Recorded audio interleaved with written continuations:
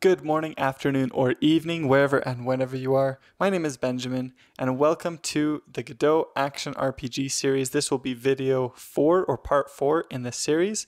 And in this video, we're going to be learning about creating scenes for our different objects inside of our main scene here, inside of our world scene, and potentially a few other things. We'll see how things go. So in the last video, we learned about collision shapes like this, and setting up some collisions for our character. So here's the problem that comes up, okay? So let's say you have this level right here and you've got your character in this level and you create another level. So let's create a new scene. We'll just click the little plus button up here and do a new 2D scene.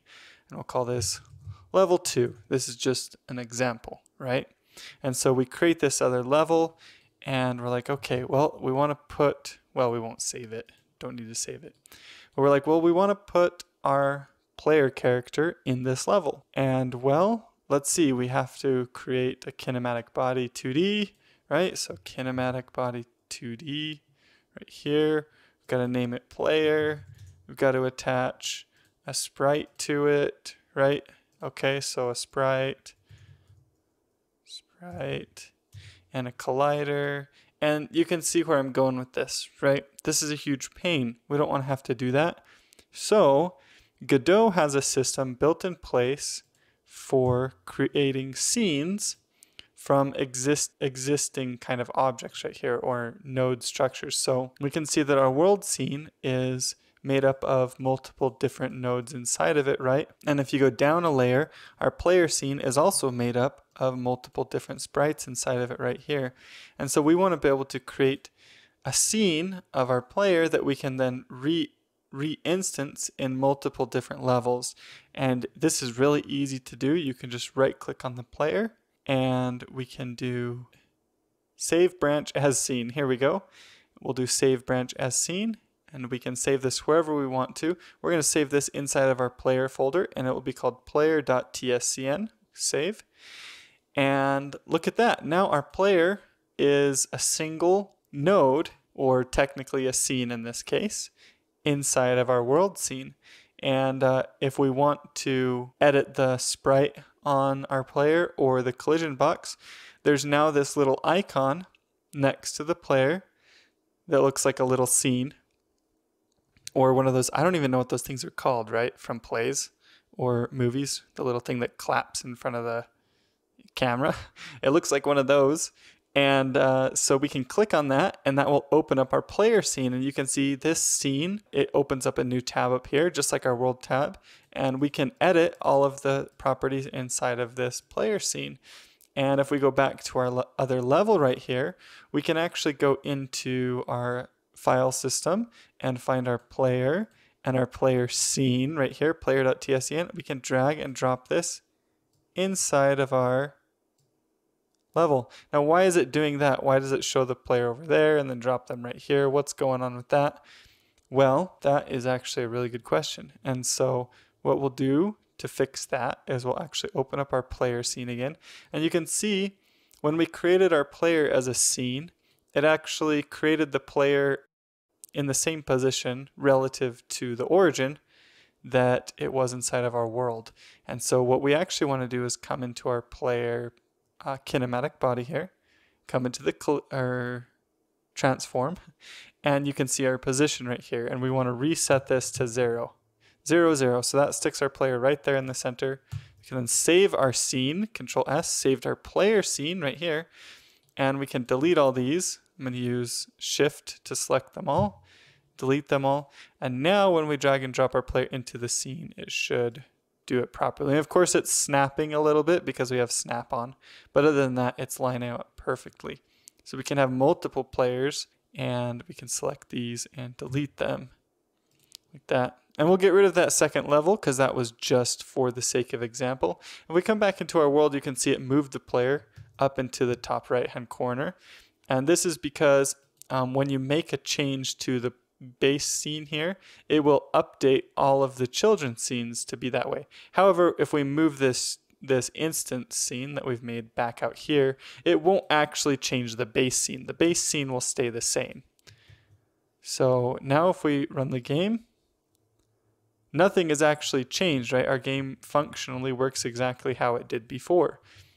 However, our project is now organized better than it was before, and that's easier for us to manage as developers. So we're going to create a scene for our bush. Now this bush is just a sprite, so we don't actually need it. We're just going to delete it actually. And we'll come up here. I'll save our world scene. We'll come up here and we'll add the little plus button to create a new scene. We'll make this a static body 2D because we want our bushes to be able to be collided with. So we'll choose other node here, static body 2D, and we'll call this bush. And we can come over here to our origin because that's where it's going to be created. And we'll add a sprite node to that. We'll we can search in our file system here for bush, and we'll drag the bush.png into our texture here and our texture property here on our sprite. So now we're going to add a collision shape to this bush, and we'll just do a collision shape 2D. And once again, I'm going to do a capsule shape, and we're going to rotate this capsule by -90, and we'll shrink it down to something like that. And I'll move this down to about here. There we go, and that's a pretty good collision. That way our character should be able to come behind the bush up here a little bit. So the bush has, you know, if you imagine the perspective, this is about where the bush's shadow would cast on the ground, and that's the kind of space that it would take up in the world. So if you want the exact properties, you can use the position here, the rotation, and I'll click on the capsule shape here, and you can set the radius and height to be exactly, if you want to set up exactly like mine. Now we save this scene, our bush scene, and we'll save it under world. Save it here. And if we come back into our world, we can delete this random static body that we made. Don't need that, just delete it. And we'll instance our bush in here. We can just drag some bushes in here. Now, this is actually a good time to talk about why I like to use the world as a base, or the node 2D as a base for my world. There's some different reasons for why you'd want to do that. If you use, because you can technically use just a base node for your world here. So I'm going to do that. We'll say world 2 like this. So let's talk about the differences between these two real quick, because this is helpful to know. Why would you want to use one over the other? One benefit of using a node 2D, or drawback, you could see it as both, is that you can technically move the world node 2D around and it moves everything attached to it. So you could technically, there might be a reason you would want to do that in a game, you know, like have everything shift for some reason. And so that's possible. You can't do that with a node because it doesn't actually have a transform, as you can see over in the properties. Another thing is if we drag a bush into our world, it places it right there, right? However, if we're in world 2 here and we try and drag a bush in the scene, it always sticks it right at the center and then we have to move it. Well, that one worked because it was a child of our bush. If we make it a child of the world, you can see every time we drag and drop one in, they get stuck up here. So that's a drawback as well. And so, in my opinion, using a node 2D, the benefits outweigh any potential issues. You could actually drag your world around, but then you can just set it back to 0, 0 and you're fine. Or you can even just lock it so that you never accidentally click on it, right? So yeah, that's kind of the differences between using a node 2D and a base node. And I've kind of discovered that along the way as I've been using Godot. So don't save this. We'll close out of our bush scene. We'll close out of our player scene. And we'll save here. And I want to do another thing in this video. So we've learned about how to make a scene, right? And you can actually instance scenes inside of other scenes. So if we come to our player here, click on our player scene, we can actually instance our bush inside of our player scene, right? We wouldn't want to do that. But if we do that and save, then we're going to have a bush following our player around. And it will be, you know, a child of the player scene. It will try and move with it. And that's kind of weird, but you can do that. And why would that be useful? Well, let's say you have a city scene, right? And in that city, you have different houses. And in each house, you have chairs and tables and people, right? All of those can be scenes instanced inside of other scenes. And it's a little bit hard to grasp at first for beginners. This is one of the hardest things that I've noticed for beginners to understand about Godot. But that system is extremely powerful because you're organizing your game by these different scenes, and you can make each scene work on its own, so it doesn't have to be, so it's not connected to any other scenes. It can be independent of anything else.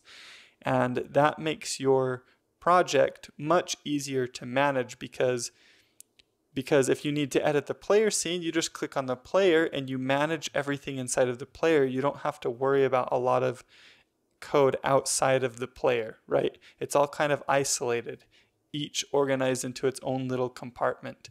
And so this is a very, very powerful system. And once you get used to it, it will change the way that you make games. And so that's scenes for you. Now, the last thing I want to talk about in this video, because I considered doing this in 2 videos, but let's just do it in 1 because this is a shorter video. Let's talk about ysort. So if we play right here, and we move our character around in this room, you can see the depth doesn't work when we're down here. The player is behind these bushes, and probably, but like the player's always behind the bushes. So the collisions are working properly how we want them to, but the depth ordering isn't. So there's a node that you can use for that. And for now, we'll just set our world node to be this. We may end up changing this later, but if we right click on our world node, you can do change type. And we can set the type here to ysort. Now a ysort node, what it does is any node that is a child of it, it will sort the depth of those nodes by their y position. So on the vertical axis. And so that is really powerful because then we can easily sort. We can come behind here and in front here, right? You can see it's automatically doing all that sorting for us. Now there is a problem. There's one more problem here, and we'll see if I can't actually trigger it. But the problem is that it sorts them based on the center of the scene. So if we open up our bush on our player, so where's the center of the player scene? Well, it's right here on the player's neck. It's actually sorting the player right here at this point. But that's not where we want the player to be sorted. A better spot to be sorted would actually be right down here at the player's feet. So in order to do that, we're going to select our sprite and our collision shape by holding shift to select them both and move them, and move them both up. That just moved the player. Oh, it's because we have this on still.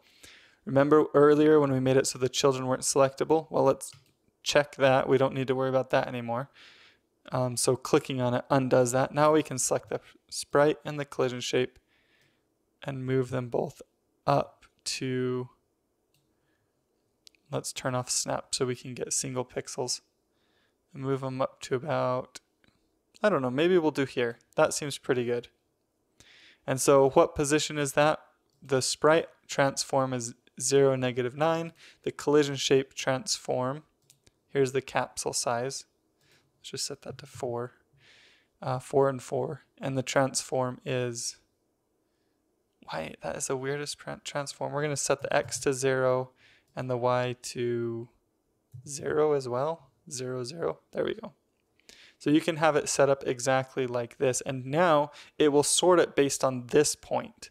So if we have a bush that is sorted based on its own point, so we're going to do this with our bush too.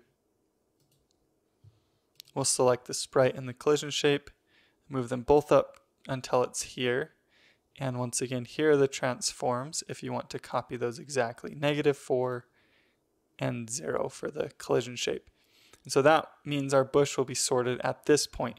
It's important because if your sorting isn't working properly, if it technically is sorting, but then it does weird stuff where like it sorts properly unless you get past a certain distance, then then you need to make sure that you've set these up like this. And I actually want to show you. I'm going to do an extreme reverse example. So we'll sort the player by the head. Clear up there, right? So this will technically work still, but you can see how it sorts properly until we get to here. That's because it's using the sorting position of the bush and the sorting position of the player, right? You can see, imagine there's a little dot here for the bush. In fact, let me show this. It's always better to show it. So we'll take a little screenshot here, paint.net, come into paint.net and paste this. Okay, imagine you've got your point here for the bush, right here, and your point here at the head of the player, right? This is where it's sorting them from. And so that's why it works properly at first. That's why it works properly right here, because the origin of the player is lower than the origin of the bush, so it's drawing the player on top. But once the player's origin right here passes the bushes, it sorts the player behind the bush. That is why it's important to make sure that you have your origin set up properly. This is where we want to sort the player at, right? Kind of like at the center. If you imagine a pole going down through the player right here to the ground, right in the center, that's about where we want it to sort. But I think the ysort node is very cool, very powerful, really easy to set up, and then we automatically have ysorting.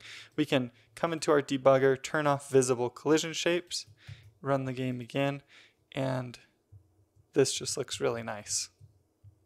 Looks really good. So thank you all so much for watching this video. I hope you enjoyed it and learned something from it. And if you did, be sure to give it a like. Let me know in the comments if you have any questions. This video, the sponsor for this video is actually my Kickstarter backers who were able to fund my 1-Bit Godot course, and this series being part of that course, so I'm able to post it here on YouTube for free. And I really appreciate them and their support. If you're interested in that course, check it out, and I will talk to you all later.